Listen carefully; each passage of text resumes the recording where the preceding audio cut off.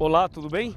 Eu estou aqui na antiga cidade de Pérgamo para falar para você sobre o maior inimigo da esperança. E estou aqui bem perto desse templo dedicado a Zeus, um deus pagão. Aqui acontecia muitas coisas impressionantes. Uma delas, eles usavam uma serpente viva como parte do culto pagão. Pérgamo representa o período dos compromissos, o período em que eles uniram cristianismo com paganismo. Foi a fase em que a verdade foi jogada por terra, onde os homens usados pelo inimigo mudaram a verdade de Deus em mentira. Para você ter uma ideia, Pérgamo representa uma fase em que o inimigo entra para valer no seio do cristianismo. O que ele não conseguiu em Éfeso, nem em Esmirna, ele passa a conseguir em Pérgamo. Imagina quanta coisa importante tem nessa carta que Jesus manda a Pérgamo. Um dos versículos, ele diz o seguinte: eu sei onde você habita, que é onde está o trono de Satanás. E tem muito mais sobre Pérgamo.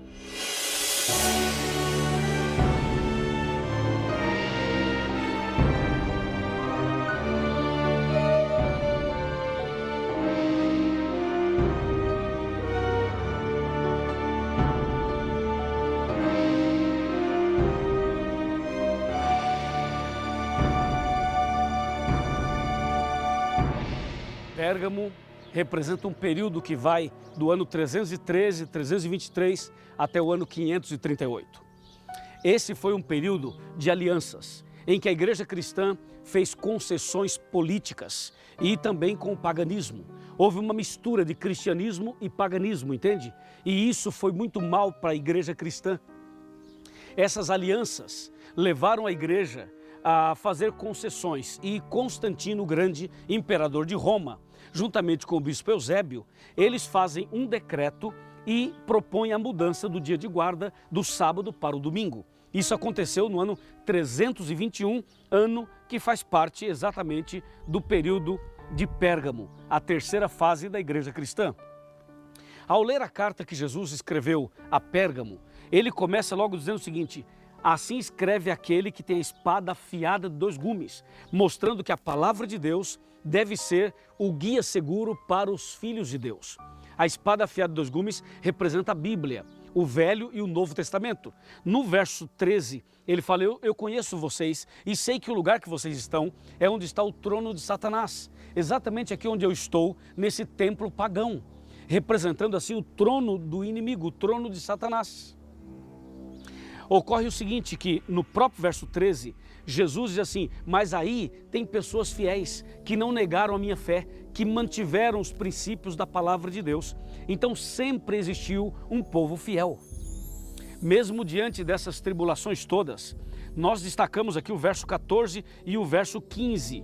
Especialmente o verso 15 mostra claramente que o que a igreja de Éfeso, a igreja apostólica, a igreja primitiva, fez, a igreja de Pérgamo não fez. Ou seja, Éfeso rejeitou os nicolaítas e Pérgamo aceitou os nicolaítas. Em outras palavras, foi no período de Pérgamo que Satanás estabeleceu definitivamente o seu trono, estabeleceu definitivamente a sua igreja.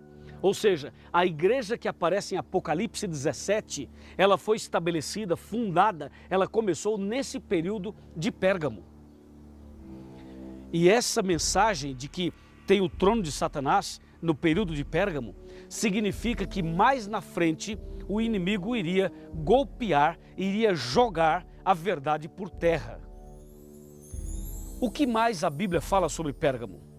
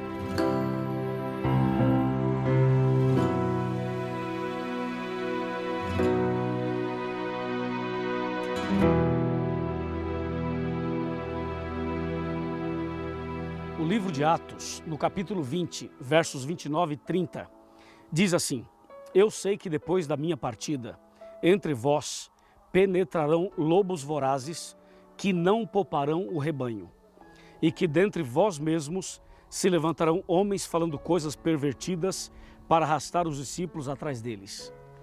Foi exatamente isso que aconteceu no período de Pérgamo, de 313, 323 a 538. Essa fase em que a igreja cristã se mistura, se une com o paganismo. Mas lembre-se que em todo esse período, Deus sempre teve um povo fiel. Deus sempre manteve a sua igreja fiel. Mas também, enquanto havia um grupo de pessoas que conseguiam manter os princípios da Bíblia, havia, por outro lado, um grupo de pessoas usadas pelo inimigo, que a Bíblia chama de lobos vorazes, que não poupariam o rebanho. E você sabe, Pérgamo representa exatamente essa fase, em que eles começam a mexer na santa lei de Deus, em que começam a trabalhar de forma maligna para mudar a verdade de Deus em mentira, como profetizou Daniel no capítulo 8. Daniel capítulo 8, verso 12, usa uma expressão muito forte, e eu quero chamar a sua atenção para essa expressão usada por Daniel, o profeta. No capítulo 8 do seu livro, verso 12, claramente a palavra de Deus diz: o exército lhe foi entregue com um sacrifício diário por causa das transgressões, e deitou por terra a verdade, e o que fez prosperou. Então você percebe que a profecia já anuncia que no futuro alguém lançaria a verdade por terra e iria prosperar. O que significa isso? Que a verdade de Deus sofreria um atentado, sofreria um ataque, e esse ataque daria certo. Muitas pessoas aceitariam e seguiriam essa mensagem deturpada e prostituída. Quando você vai para Daniel 7:25, você encontra essa mesma afirmação de uma maneira bastante contundente. Está escrito assim: proferirá palavras contra o Altíssimo, magoará os santos do Altíssimo e cuidará em mudar os tempos e a lei. Então esse texto, que se aplica não só a Pérgamo, como também a Tiatira, mas também a Pérgamo, mostra claramente que Satanás já estava preparando o terreno para mudar a verdade em mentira. Em Romanos capítulo 1, verso 25 está escrito: eles mudaram a verdade de Deus em mentira, adorando e servindo a criatura no lugar do Criador, o qual é bendito eternamente. Amém. O apóstolo Paulo está se referindo ao paganismo aqui, mas isso também aconteceu com o cristianismo em Roma. E eu convido você a ir comigo até Roma.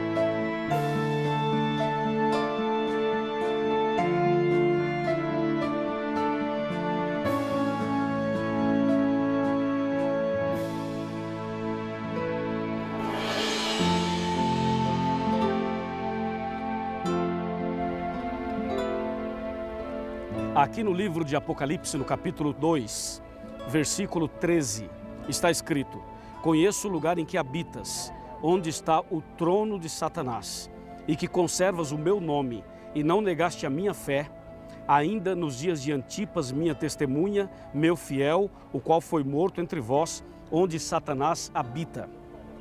Esse verso revela claramente que o período de Pérgamo foi o período em que o maior inimigo da esperança entrou em ação. Durante o período anterior, o período de Esmirna, Satanás tentou destruir a igreja, tentou perseguir os cristãos e perseguiu realmente os cristãos. Mas, na verdade, os cristãos permaneceram fiéis. Agora, em Pérgamo, Satanás muda um pouco a sua estratégia e propõe alianças, propõe compromissos. E foi justamente isso que aconteceu. Satanás usou uma estratégia, levando inclusive o imperador de Roma a uma pseudo-conversão.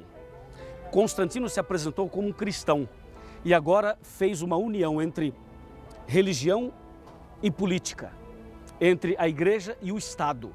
E essa união possibilitou com que eles armassem alguma coisa que mais tarde se transformaria na maior perseguição da história.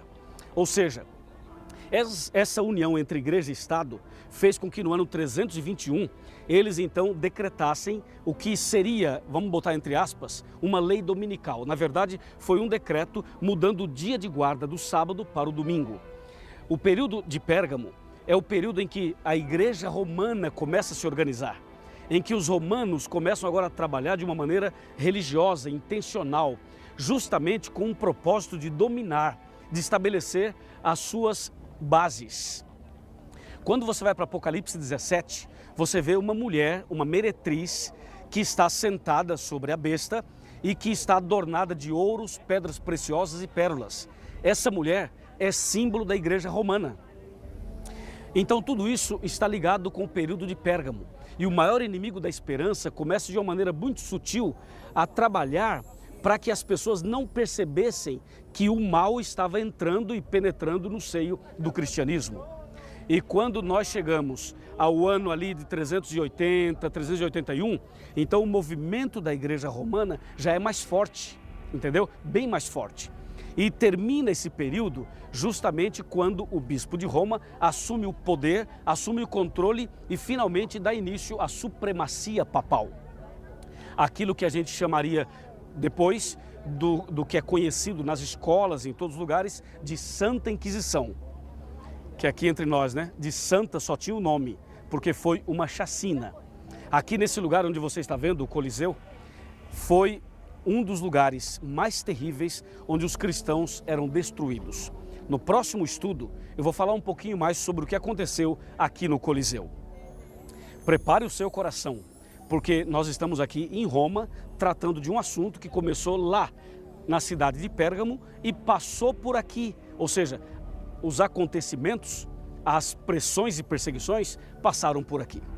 O maior inimigo da esperança armou uma grande cilada para destruir os cristãos, mas Deus é mais forte e a verdade prevaleceu e os cristãos foram fiéis e a mensagem foi preservada até os dias de hoje. Se eles tinham o maior inimigo da esperança, nós temos a grande esperança em nosso coração.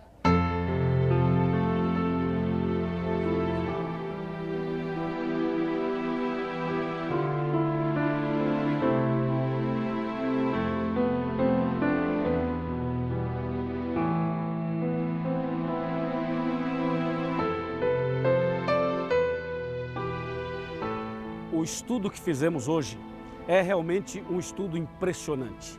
Essa mensagem tocou o nosso coração.